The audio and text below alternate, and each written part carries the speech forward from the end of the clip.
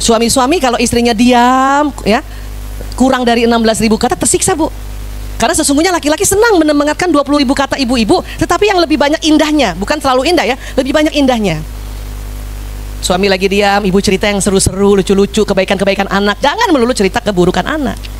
Kita selama ini sama suami ayah-ayah ya, ini nih lanang nih nggak pernah mau belajar, main aja terus, main yoyo aja terus ya. Itu laki-laki, suami ibu sedih kalau yang diceritakan kejelekan anak. Ya. Ngomong yang baik-baik, ayah-ayah lanang walaupun main yoyo terus nilainya bagus. Suami itu Bu, laki-laki, ibu, suami ibu kan kalau udah sampai rumah kan duduk di kursi kan, itu sering banget mencuri-curi pandang lihat istrinya. Walaupun pas kita lihat dia lihat HP-nya, pas dia nggak lihat dia lihat kita. Pas dia lihat istrinya ngajarin anaknya dengan wajah yang baik gitu, Pancasila satu nak satu, ketuhanan yang Maha Esa, dia bahagia banget. Ya Allah, tidak salah saya pilih istri ini. Tapi pas dia curi-curi pandang lihat istrinya yang ngajarin anaknya Pancasila satu, ketuhanan yang Maha Esa, ketuhanan yang Maha Esa, itu suami langsung astagfirullah, astagfirullah, astagfirullah, astagfirullah, salah saya. Karena bapak-bapak itu juga nggak tega anaknya dimarahin oleh ibunya sendiri. Walaupun ibu merasa kalau anaknya dimarahin oleh bapaknya lebih nggak tega lagi, tapi suami juga nggak tega anaknya. Makanya kadang-kadang tanpa itu dia banting itu HP-nya, pak, dia pergi keluar. Kenapa? Nggak mau dengar tadi ibu tadi itu satu. Bayangkan Pancasila yang bagus itu, ibunya ngajarin dengan matanya mau keluar. Itu berarti gagal ibu tuh ya, training P4-nya dulu itu. Iya. Ya ibu-ibu yang sekarang dulu masih mendapatkan P4 kan? Mana itu? Nggak ada sisanya itu ya. Paham ya Bu? Iya. Nah, makanya ibu kalau mau ngajarin anak harus sudah tahu, istighfar dulu, terus yakini ya Allah ya, selain engkau yang maha melihat, aku pun tahu suamiku mencuri-curi pandang. Gitu, makanya ibu harus cantik di rumah tuh karena laki-laki suka curi pandang. Kalau misalnya ibu nyuci ya, nyetrika dengan gembira mukanya, dia seneng banget. Tapi ibu nyuci mukanya manyun, terus ibu sengaja liatin dia sambil apa, suami itu langsung ini ya. Jadi laki-laki tetap tersiksa kalau ibu nggak ngomong, karena dia tahu itu marah. Mending ibu ngomong. Makanya dia kadang-kadang rindu omongan ibu ya, karena memang ibu kan 16.000 kata minimal, ya udah ibu ngomong. Tapi sebisanya 80-90% dari 16.000 kata itu hal-hal yang indah, hal-hal yang menyenangkan, dan hal-hal yang membuat manja. Ingat ya ilmu kita ya, laki-laki senang melihat istrinya manja. Kenapa tuh Bu Aisyah? Otaknya laki-laki. Yang bagian mana? Ada namanya hipotalamus. Pernah saya ngomong gitu ya? Ya, ulang-ulang aja nih supaya diaplikasikannya ya. Hipotalamus laki-laki lebih lebar 2,5 kali. Ini Bu nih. Jadi di otak ada segitiga, laki-laki ada, perempuan ada. Laki-laki lebih lebar 2,5 kali dari perempuan. Salah satu fungsi hipotalamus adalah menjaga keamanan. Keamanan dirinya, keamanan istrinya, keamanan anaknya, keamanan rumahnya, keamanan ekonomi. Kalau kalau suami ibu menjadi pimpinan yang begitu banyak orang di bawahnya, itu lebih berat lagi menjaga keamanan orang banyak. Kalau suami ibu bekerja pada negara, itu menjaga keamanan negara lagi. Allahu Akbar ya. Makanya si hipotalamus ini yang menjaga keamanan ini, pusat menjaga keamanan ya, ini berat banget Bu, berat banget. Dan dia selalu ingin menjaga keamanan istrinya. Makanya tadi selalu saya sampaikan, ibu kalau berdua suami, ibu jadikan diri ibu seorang gadis kecil yang perlu dilindungi. Bisa nggak ibu kayak gitu?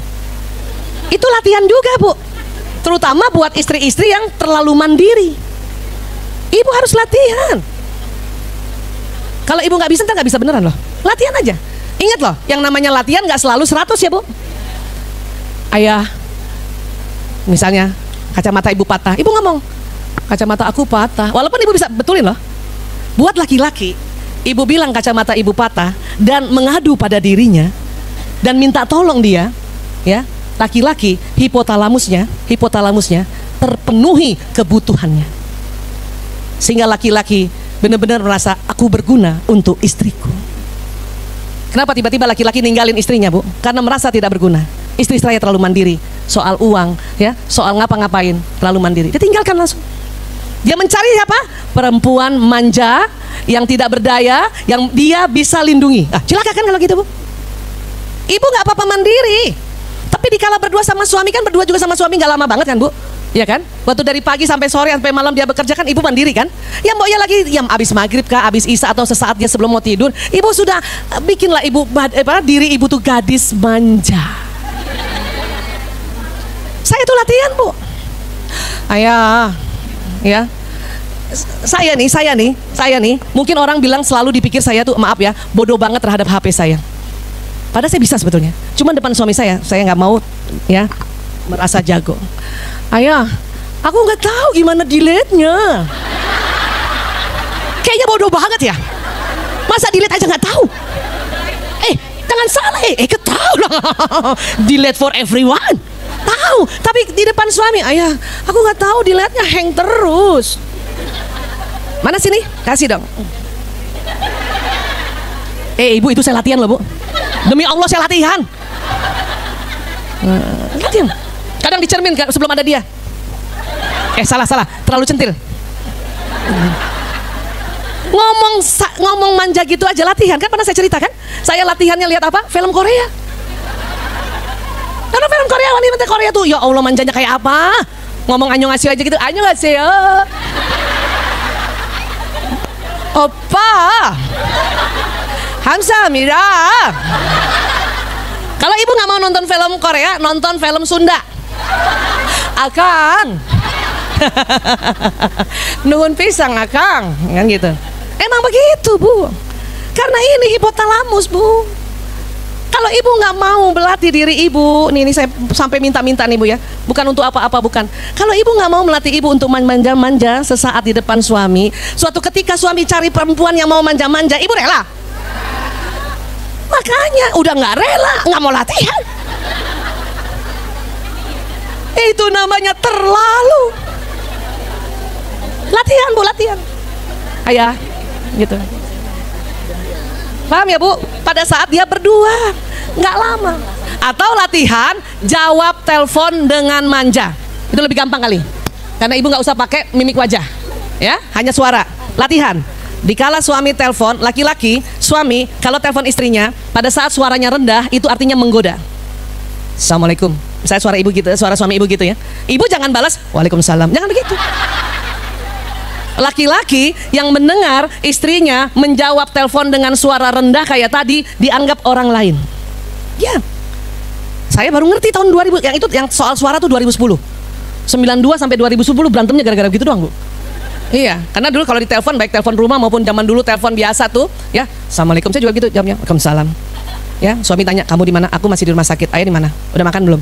Itu dianggap orang lain. Nggak ada lagi getar-getar pada dia. 2010 baru tahu. Assalamualaikum. Waalaikumsalam. Kamu di mana?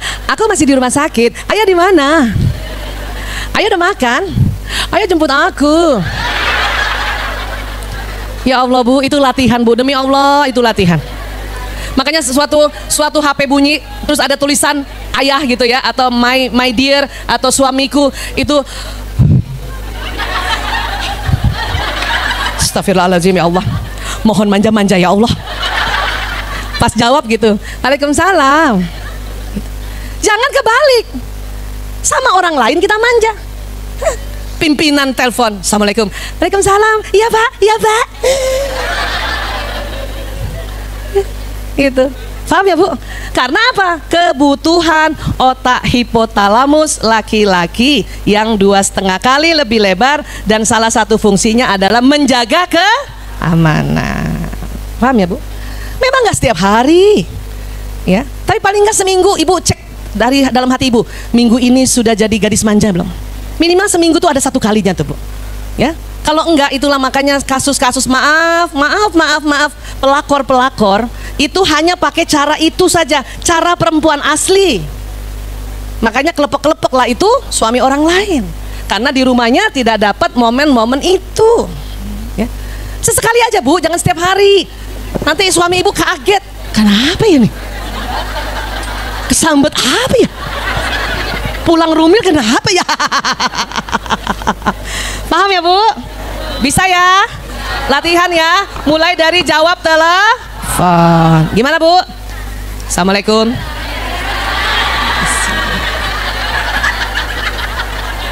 Bentar. Pura-puranya dari suami Ibu. Ya. Bunda di mana? Umi di mana? Jawab dong. Betul loh Bu, laki-laki itu bergetar langsung. Karena suara perempuan itu, karena dia mendayu, itu langsung tuh Bu. Yang tadinya nggak punya perasaan jadi punya perasaan tuh laki-laki. Ya, demi Allah. Itu ada risetnya memang. Ya, oke. Jadi sekali lagi Bu, pakai dialogi, latihan. Kalau sama anak-anak Bu Aisyah, ya sama anak-anak juga. Cuman kalau sama anak-anak yang masih balita, yang SD, Ibu kan masih bisa verbal. Tapi udah remaja ke atas, apalagi yang sudah punya istri. Siapa yang punya anak laki-laki dan sudah punya istri? Jadi jatuhnya mantu. Ya, jatuhnya mantu. Azan ya? Oke, kita dengar ya. Ya. Kita dengar azan dulu ya. Shh, dengar azan. Terima kasih. Dengar azan dulu. Kita jawab azan dulu ya.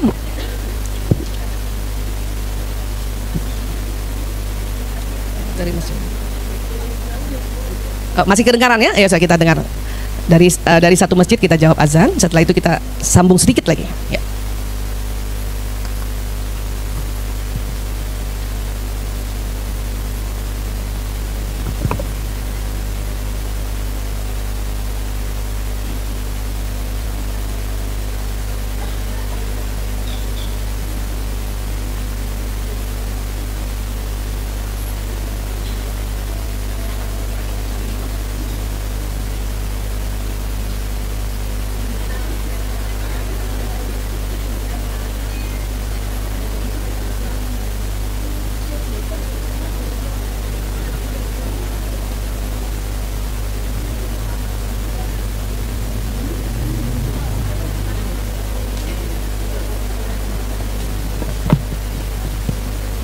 Jawab azan dulu ya Bu,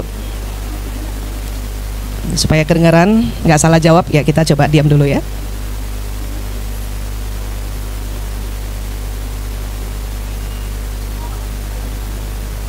Selesai ya. Bismillahirrahmanirrahim. Allahumma rabb hadhihi da'wati tammati ssalatu qa'imah ati Muhammadan wasil wal fadilan wa sallallahu mahmudan allazi ba'atha bi rahmatika ya arhamar rahimin. Amin ya Allah. Amin. Baik, sedikit lagi. Jadi kesimpulannya adalah hari ini ternyata untuk menghadapi apapun, kemudian menghadapi orang-orang yang kita cintai, karena selalu kita ingin menasehati, selalu kita ingin kasih arahan, maka dikala verbal nampaknya akan jadi konflik besar, maka lewat dialog jiwa, ya. Nah, sekali lagi ingat kehebatan perempuan apa? Satu, bicaranya otak kiri dan kanan. Kedua, perasaan kolbu kita lebih cepat diakses. Dan ingat, kekuatan yang di daerah kolbu berapa kali dari otaknya? 5.000 kali ya kekuatannya. Oke? Maka latihlah untuk itu ya. Diam mulut, tapi ya Allah sampaikan, ya Allah ya. Latih, nanti lama-lama terbiasa Bu, percaya deh. Oke? Baik, alhamdulillahirabbil alamin.